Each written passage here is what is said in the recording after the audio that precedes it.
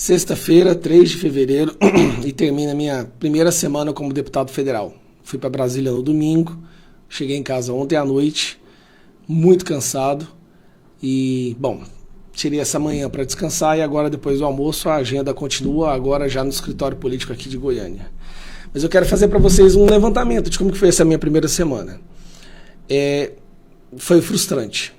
Eu, como vocês acompanharam ao longo do último mês, eu depositei todo o meu esforço, todo o meu tempo, toda a minha concentração e toda a minha equipe nessa campanha para impedir que o Pacheco fosse reeleito. E eu acho que, até mesmo antes de continuar o vídeo, eu tenho que agradecer a todo mundo que se mobilizou, a todos que compraram a ideia, que entenderam a importância desse momento, dessa eleição, que conversaram com seus senadores. A gente fez um barulho que eles não imaginavam. Eles jamais imaginariam que nós seríamos capazes de fazer tanta pressão assim. E quando eu falo nós, eu digo a parcela esclarecida do Brasil, aquele povo que entende o que está acontecendo, que não está disposto a desistir, que quer lutar até o fim. Esse mês de janeiro eu me enchi de esperança. Bom, a verdade é que nós estávamos preparados para jogar o jogo, né? Ao longo de todos os anos que eu venho comentando a política brasileira, a gente sempre fala desse jogo sujo que existe nos bastidores, né? Essa troca de favores, essa corrupção, essas parcerias entre pessoas que não prestam, pessoas que só fazem algo quando tem algo para ganhar em troca. E esse foi o jogo que predominou na política brasileira ao longo da nossa existência. E eu estava preparado a jogar o jogo deles, jogar esse jogo para conseguir alcançar o nosso objetivo ou levar à frente o nosso projeto. O que eu descobri em Brasília agora é que o jogo não existe mais. Por mais que esse jogo fosse podre, ele pelo menos tem regras e nós temos uma noção do que pode acontecer. Não existe mais jogo. A partir do momento que a Suprema Corte interfere diretamente na escolha da presidência de uma das casas democráticas, essas casas deixam de ser democráticas, né? A partir do momento que o STF interfere na presidência do Senado, então, meu amigo, não existe, não tem como dizer que a democracia está plena. Nós estamos vivendo realmente num regime.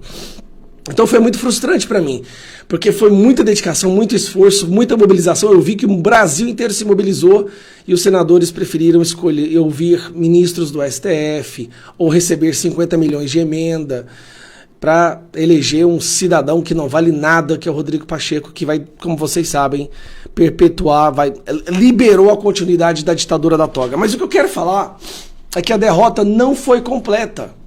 A derrota não foi completa. E eu ouvi isso ontem de uma pessoa que entende de Brasília muito mais do que eu. Eles achavam que seria como tirar um doce de uma criança. Eleger Pacheco seria extremamente fácil. Afinal de contas, é o governo distribuindo cargos e ministérios. O governo já havia comprado vários partidos com os ministérios que eles já haviam distribuído. Mas não foi tão fácil assim. Para você ter uma ideia, o STF teve que entrar no jogo, o governo teve que liberar mais cargos do segundo escalão. Olha isso aqui. Tá aqui, ó. Recriação da Funasa entra no pacote para reeleger Pacheco. Eles tiveram que recriar mais secretarias, eles tiveram que criar mais fundações. Ou seja, eles tiveram que entregar, e aqui que eu quero que você preste atenção onde foi a nossa vitória. o PT teve que praticamente entregar boa parte do governo para o centro. Então, qual foi a nossa vitória? Que fique bem claro isso. Foram duas vitórias que nós tivemos. Primeira é que através dessa nossa mobilização a gente enfraqueceu a esquerda do governo, porque eles tiveram que abrir espaço para o centro, para poder conquistar a presidência do Senado. Algo que seria conseguido sem problema algum. Nós conseguimos enfraquecer a esquerda. Se o meu objetivo é enfraquecer a esquerda e é para isso que eu estou aqui, então a gente já começou fazendo um excelente trabalho. E eu digo de novo, eu ouvi isso de quem entende de Brasília muito mais do que eu. O PT, o Lula agora, eles devem me odiar mais do que qualquer... Eu nem sei, não vou usar a palavra de baixo calão mais não, eu já fiquei bravo aquele dia. Mas a gente conseguiu fazer com que o governo tivesse que liberar vagas, tirar petistas de certas vagas para distribuir para o centro, abrir uma nova fundação. Eles estavam cogitando até mesmo, meu amigo, criar novos ministérios para dar para o centro. E o centro é ruim, mas não é tão ruim quanto o PT. quanto à esquerda. Então nós enfraquecemos a esquerda. Na nossa primeira ação, a esquerda sai enfraquecida sim. E tem um outro detalhe que está deixando os petistas com orelha em pé, que é esse que eu quero mostrar para vocês. Ó. Tamanho da derrota de Rogério Marinho assusta governo e municia a oposição. Meu amigo, quantos votos nós tivemos? 32 votos. Sabe quantos votos são necessários para abrir uma CPI? 27 votos, 1/3. Assim como também são necessários 1/3 para fazer a convocação de um ministro do governo.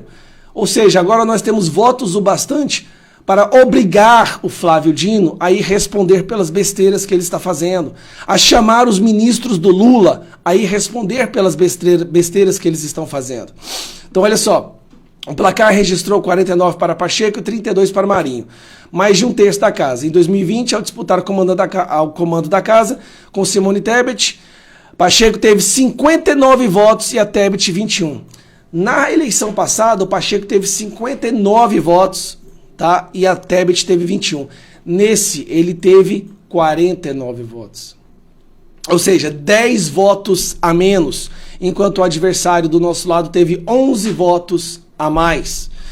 No duelo contra Marinho, Pacheco esperava obter uma diferença de pouco mais de 20 votos, o que não ocorreu. O presidente do Senado contou com uma ajuda inédita do PT para conseguir o 19. Ok, o cara precisou do PT, do governo, do STF, entrar no jogo de forma escusa e criminosa para conseguir fazer com que ele se mantivesse no poder. Então nós tivemos sim uma vitória nessa derrota. Enfraquecemos o PT e mostramos a força que o nosso Senado tem, né, que os nossos senadores têm na Casa do Senado bastante para iniciar uma CPI. E como o próprio STF disse, né, a partir do momento que você tem o número de assinaturas necessárias, é obrigatória a abertura de uma CPI. Então, com 32 senadores, se nós tivermos 27 senadores para a abertura de uma CPI, como a CPI da toga, por exemplo, nós poderemos fazer isso. Mas tem mais um detalhe. Nós sabemos como os senadores votaram e eu quero mostrar para vocês. O site agora está alterado, o site Como Vota Senador. Eu alterei o site e, como vocês podem ver, eu coloquei como que os seus senadores votaram. Então aqui nós temos os senadores que votaram por Marinho, né? Parabéns, senador Girão, por ter deixado a campanha para apoiar o Marinho. Esse aí, o senador Girão, saiu gigante nessa história.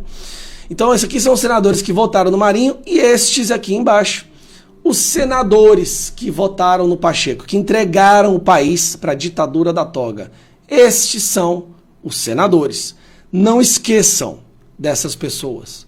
Foram essas pessoas que certificaram que o Brasil continue a viver, a ser um país sem Constituição, com perseguição política, com senhorinha do Zap sendo presa, com ex-deputado sendo preso, com a liberdade de expressão sendo constantemente atacada. Esses senadores, faça um favor para mim, você do seu estado, faça uns outdoors com o rosto do seu senador. Divulgue para o estado inteiro o que o seu senador fez. Quando as pessoas forem presas novamente por inquéritos ilegais, quando a liberdade de expressão for repetidamente atacada, lembre o seu estado, né, Vanderlan? Esse aqui pode deixar comigo, viu, galera?